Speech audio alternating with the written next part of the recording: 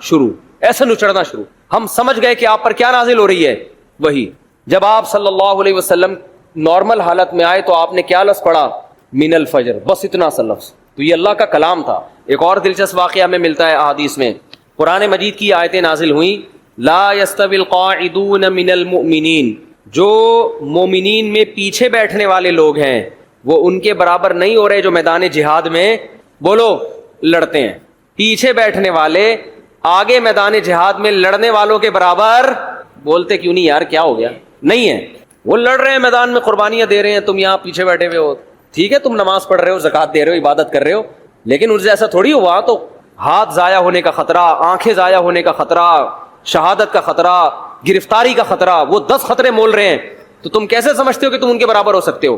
اب بعض صحابہ معذور تھے, ان کا جذبہ تھا میدان جہاد میں لڑنے کا, لیکن معذوری کی وجہ سے ان کو نبی جانے کی پرمیشن نہیں دیتے. وہ اتنے غمزدہ ہوتے کہ روتے تھے کہ کاش اللہ ہمیں صحت دیتا, ہم بھی جا کے لڑتے.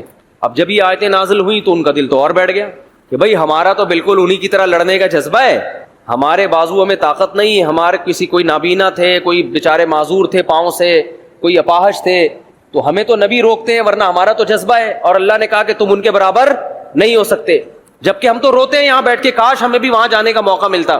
تو جب یہ نبی صلی اللہ علیہ وسلم کے سامنے صحابہ نے اشکال کیا نا, تو ایک صحابی فرماتے ہیں کہ آپ صلی اللہ علیہ وسلم کی ران مبارک میری ران پر تھی, ران مبارک میری ران پر تھی. کہتے ہیں کہ میں نے دیکھا نبی پر وحی کے آثار ظاہر ہونا شروع. صحابہ گئے نبی کی خدمت میں, یا رسول اللہ ہم تو معذور ہیں, اور اللہ کہہ رہا ہے لا یستوی القاعدون من المؤمنین والمجاہدون فی سبیل اللہ, پیچھے بیٹھنے والے اللہ کی راہ میں جہاد کرنے والوں کے برابر نہیں ہیں. تو ہم تو شوق سے تھوڑی پیچھے بیٹھے ہیں. تو صحابی کہتے ہیں کہ نبی صلی اللہ علیہ وسلم کی ران مبارک کو میں نے دیکھا, اتنی وزنی ہو گئی کہ مجھے لگا کہ میری ٹانگ چٹک کے پچک جائے گی, ہڈی ٹوٹ جائے گی اس کی, اتنی بھاری ران ہو گئی آپ صلی اللہ علیہ وسلم. اور آپ پر ایسے کپ کپی کے آثار, تھوڑی دیر میں آپ صلی اللہ علیہ وسلم کا جسم ہلکا ہو گیا. اور آپ نے ایک لفظ کی تلاوت کی, غیر اولی الضرر, بشرطے کہ ان کو کوئی مجبوری, بولو نا یار, یہ اردو میں تو بڑا لمبا لفظ ہو گیا, بشرطے کہ ان کو کوئی مجبوری نہ ہو. آواز نہیں آ رہی مجھے, کون سا جا رہی ہے میری آواز, میرا بھی کھوپڑی خراب ہو رہی ہے, آواز نہیں آ رہی ان کو, تصویر پہ گزارا کریں. تو غیر اولی الضرر, بشرطے کہ ان کو ضرر نہ ہو. اردو میں تو یہ لفظ بہت لمبا ہے, عربی میں غیر اولی الضرر, بس اتنا سا لفظ نازل ہوا ہے اللہ کی طرف سے. اور صحابی کہتے ہیں اتنا جسم بوجھل ہو گیا کہ میری ٹانگ مجھے قریب تھا کہ ٹوٹ کے چٹک کے پچک جائے گی وہ. اور ایسے آپ صلی اللہ علیہ وسلم کے پسینہ نچڑنے لگا جہاں پہ. میں یہ سوچتا تھا کہ جب اللہ نے یہ نازل کرنا ہی تھا ہے بھائی کہ جو پیچھے بیٹھنے والے لوگ ہیں وہ آگے جانے والوں کے برابر نہیں ہے, بشرطے کہ ان کو کوئی معذوری نہ ہو, تو پہلے ہی نازل کر دیتا. کیا ہو گیا بھائی, کیا ہو گیا یار, تاکہ صحابہ کو اشکال ہی نہ ہوتا. صحابی نے آ کے اشکال کیا کہ ہم تو عذر سے بیٹھے ہوئے ہیں, تو ہم بھی ان کے برابر نہیں ہیں جو آگے لڑ رہے ہیں. پھر اشکال کیا, پھر اللہ نے کیا دیا, جواب دیا. تو اس کی ضرورت کیا تھی؟ اللہ کو تو پتا تھا کہ ان کے دل میں اشکال پیدا ہوگا, تو اللہ اشکال کرنے سے پہلے ہی پوری آیت نازل کر دیتے نا. پہلے آدھی نازل کی, پھر اس میں ایک جوڑ دیا, ایک اس میں جو ہے نا گویا کہ ایک پیون لگایا گیا ہے. تو اصل میں یہ حکمت تھی قرآن کی حقانیت, قرآن کی حقانیت کہ نبی اپنی طرف سے ایک لفظ کا بھی اس میں اضافہ نہیں کر سکتے, ورنہ نبی اس کی تشریح کر دیتے نا کہ بھائی تم جو میرے پاس آئے ہو اور یہ پوچھ رہے ہو کہ پیچھے بیٹھنے والے آگے بیٹھنے والوں کے برابر نہیں ہیں, تو میں نے اللہ سے پوچھا, اللہ نے مجھے بتا دیا ہے. میرا وہی تو ویسے بھی آتی تھی نا جس کو حدیث کہا جاتا ہے, یہ بھی تو اللہ سے پوچھ کے ہی باتیں کرتے تھے آپ صلی اللہ علیہ وسلم. تو میں نے اللہ سے پوچھا, اللہ نے بتایا کہ اس میں خود بخود یہ شرط لگی ہوئی ہے کہ بشرطے کہ کوئی عذر نہ ہو, یہ بتا دیتے. لیکن نہیں, اللہ نے یہ ثابت کرنا تھا کہ اس میں نبی اپنی طرف سے کوئی ایڈیشن بولو نہیں کر سکتے. اور صحابہ کو یہ بھی دکھانا تھا کہ یہ نبی کے اپنے الفاظ نہیں ہیں, یہ آسمان سے نازل ہوئے ہیں. اپنے الفاظ میں انسان کی یہ کیفیت نہیں ہوتی, یہ واقعی من جانب اللہ الفاظ نازل ہو رہے ہیں کہ ایک لفظ نے اتنا بوجھل بنا دیا کہ آج تم نے اپنی آنکھوں سے دیکھ لیا کہ تمہاری ٹانگ ٹوٹ کے ہلاک ہونے والی تھی. اس کا مطلب یہ ایک لفظ کا بوجھ ہے جو اللہ کی ذات سے نکلا اور پیغمبر کے قلب پہ نازل ہوا, تاکہ صحابہ کو اور اطمینان ہو جائے کہ یہ ان کا کلام نہیں ہے. اپنے کلام کے وقت یہ کیفیت تھوڑی ہوتی ہے انسان کی. تو ایسا اللہ نے حفاظت کا وعدہ کیا, اور کیسی عزت دی اللہ نے. کتاب پہ ٹائٹل پہ مؤلف کا نام بولو نہیں. تعارف کیا ہو رہا ہے؟ کتاب میں انٹروڈکشن ہوتا ہے نا شروع میں, یہ کتاب فلاں سن میں لکھی گئی ہے, ایک حادثہ ہوا تھا, اس کے نتیجے میں ہم نے یہ لکھی. قرآن اپنے آپ کو انٹروڈیوس کیا کرواتا ہے؟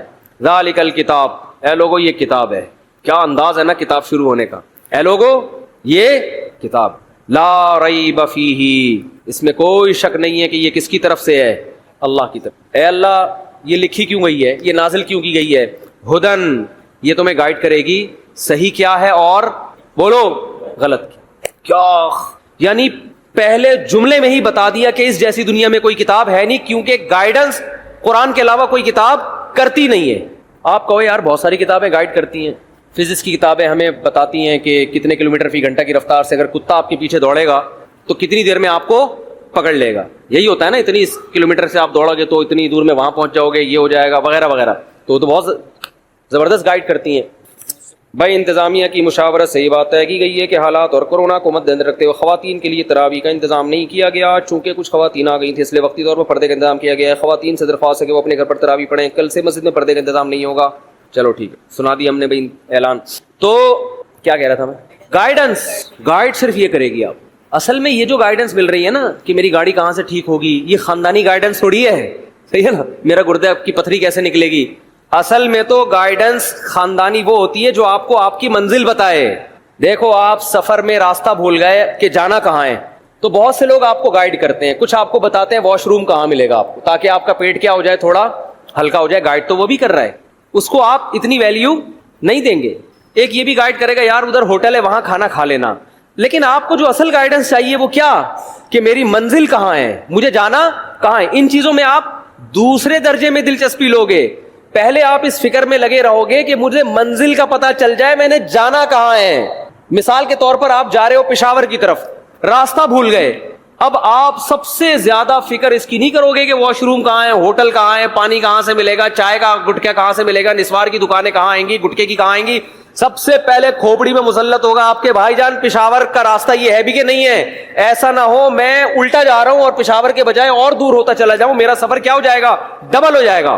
سب سے پہلے انسان کو یہ فکر ہوتی ہے کہ میری منزل کہاں ہے, مجھے جانا کہاں ہے.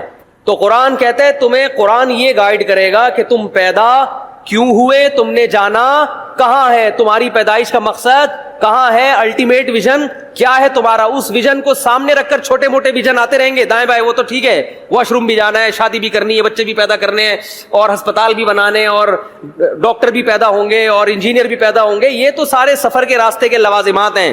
جیسے موٹر وے پہ قیام و طعام کا انتظام بھی ہوتا ہے, لیکن موٹر وے قیام و طعام کے لیے نہیں بنی ہے, آپ کو کراچی سے پشاور پہنچانے کے لیے بنی ہے.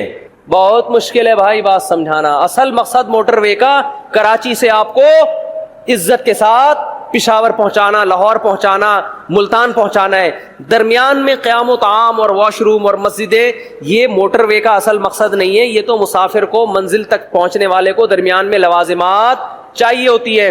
تو قرآن کے علاوہ جتنی کتابیں ہیں وہ آپ کو آپ کی ضرورت کے معاملے میں گائیڈ کرتی ہیں کہ گاڑی پنچر ہو جائے تو وہاں سے جڑوان. لوگ آپ کو گائیڈ کر رہے ہوتے ہیں, میکینک اس کے وہاں سے ملیں گے, انجن آئل کتنے دن میں تبدیل ہوگا, آپ کا اپنے پھیپھڑے کب خراب ہوں گے, کورونا سے کیسے بچنا ہے, ویکسین آ گئی ہے کہ نہیں آ گئی ہے. یہ قیام و طعام ہے درمیان میں, ٹھیک ہے نا. قرآن آپ کو بتائے گا کہ جس زندگی کی موٹر وے پہ تم چل رہے ہو تو اس موٹر وے میں تمہارا اصل ہدف کہاں ہے, اور کتنے کلومیٹر کے بعد تم نے دائیں مڑنا ہے, اور کتنے کلومیٹر کے بعد تم نے بائیں مڑنا ہے. بہت مشکل ہے ماموں بات سمجھانا. آج کل ہم جب چھوٹے بچے تھے نا تو جب بات سمجھ میں آئی تھی اس کو ماموں کہتے تھے. ہم کیا کہتے تھے اس کو, ماموں. ماموں بات سمجھ لیا, سمجھا. ماموں اس لیے کہ پیار سے نا, کہ تجھے بڑا بھی بنا رہا ہوں میں. بڑا ماموں بڑے ہوتے ہیں نا, اور ننیال کا رشتہ ذرا محبت والا ہوتا ہے, چاچو تھوڑے سے سخت ہوتے ہیں نا, ددیال والا ہوگا. تو ماموں کا مطلب ہوتا ہے کہ اب تمیز سے بات انشاءاللہ سمجھ میں آئے گی. تو قرآن نے انٹروڈکشن کروایا, ہدن, یہ کیا ہے, یہ گائیڈنس. اے اللہ اگر یہ گائیڈنس ہے, کیسا خاندانی تعارف ہو رہا ہے یار. شروع ہی ایسا عجیب, اس سے لگتا ہی نہیں کہ یہ انسان کا کلام ہے. اور محمد صلی اللہ علیہ وسلم کا یہ کلام ہوتا تو نہ آپ کسی اسکول میں پڑھے, نہ کالج میں پڑھے, نہ لکھنا جانتے, نہ پڑھنا جانتے.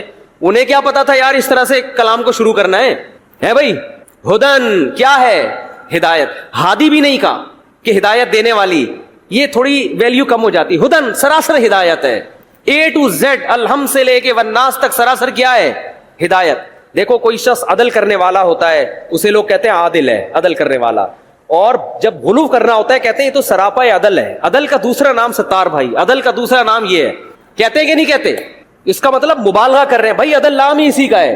تو دوسری شرط قرآن نے بتائی ہدن، پہلا انٹروڈکشن کیا کروایا؟ کیا یہ ہدایت؟ سوال پیدا ہوتا ہے اللہ اگر یہ ہدایت ہے تو اتنے ذہین لوگ دنیا میں آئے، اس کو پڑھ کے بھی گئے، انہیں تو گائیڈنس بولو ملی نہیں۔ ہم تو جب موٹر وے پر جاتے ہیں اور ہمارا ہدف پشاور ہوتا ہے تو ہمیں بار بار سائن بورڈ کے ذریعے منزل کا پتہ چلتا ہے کہ پشاور اتنے کلومیٹر، دائیں مڑیں بائیں مڑیں، رائٹ ٹرن، کیپ لیفٹ، اور یوں کریں اور یوں کریں، اور اس موٹر وہ جو ہے نا وہ انٹرچینج سے آپ اتر جائیں، اور وہ تو بالکل صحیح، وہ تو ہر ایک کو مل رہی ہوتی ہے۔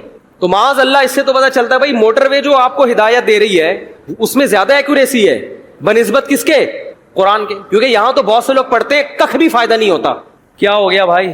کتنے لوگ قرآن پڑھ رہے ہیں، ابو جہل بھی تو سن رہا تھا نا، ابو لہب بھی سن رہا تھا، حضرت عمر چند آیتیں سن کے تبدیل ہو گئے اور ایسا ایمان پر قائم ہوئے ہیں کہ انہوں نے اعلان کیا کہ کوئی ایک مجھے مسجد حرام میں وہ شخص نماز سے روکے جو اپنی بیوی کو بیوہ کرانا چاہتا ہے۔ چند آیتیں سنی اور منزل سمجھ میں آ گئی کہ جانا کہاں ہے میں، لیکن بہت سے پڑھ رہے ہیں، کوئی فائدہ بولو نہیں ہو رہا۔ تو قرآن نے بتا دیا ہدایت تو ہے، ہر ایک کے لیے نہیں، للمتقین، ان لوگوں کو جو پرہیزگار بننا چاہتے ہیں، جو سیدھے راستے کی تلاش میں ہیں۔ کیا مطلب؟